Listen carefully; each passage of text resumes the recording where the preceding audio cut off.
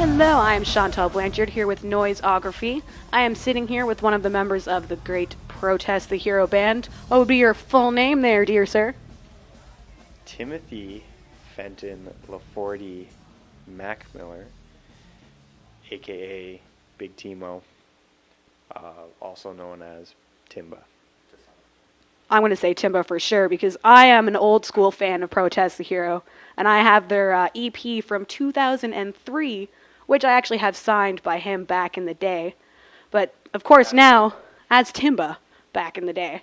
But of course now it's been like 14, 13 years since that came out. How do you feel you've grown as a musician since back in those days?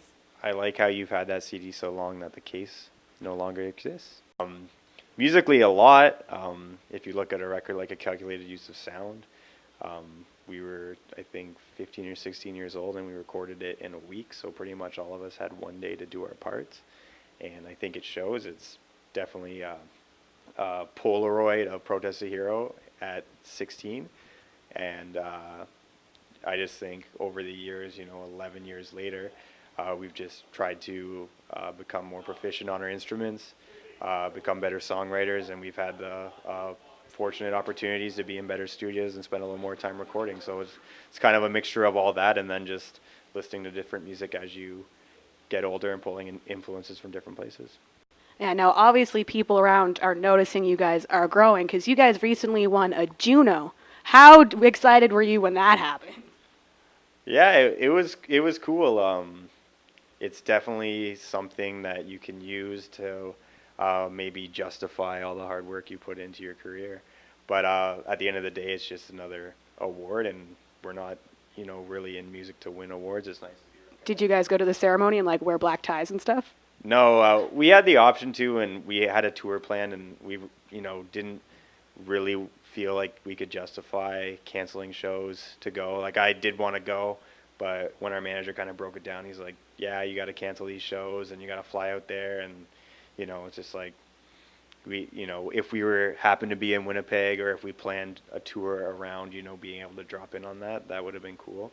But I think there's something to be said about not being there too, and kind of being a band that's out on the road, touring, internationally, and getting outside of Canada. That's as important to us as being a Canadian band.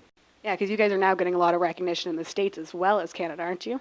Yeah, we're trying to put our groundwork in and try to, get as, try to, I guess, play to as many people in as many different places as possible. So if people will have us, we'll go. So your favorite band to tour with, who would you say is the most fun band to tour with? We have spent the last little while touring with the Safety Fire, and they're a band from the UK who are stand-up gentlemen, and we always have a good time with them.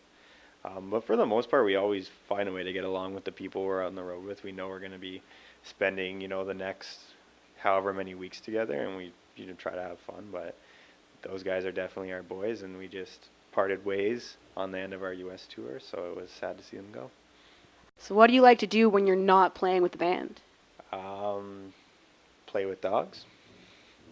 Just running around in fields with them, or Yeah, I usually just I'm the creeper at the dog park that's just in the middle with treats, and so I have a pretty boring life when I get home. And So pretty basic, just go home and chill out, not think of anything? Take care of the house, fix all the stuff that's broken since I've been away, make dinner for the wife, I don't know, go to the gym, try to work off all the shitty food I ate while I was on the road. Yeah. Just try to undo every bad thing that's happened while you've been out on tour to maintain the balance. All right, guilty pleasure listening album. I think the last one I can remember, and I heard someone say there's no such thing as a guilty pleasure, because if you like it, you like it. And I respect that.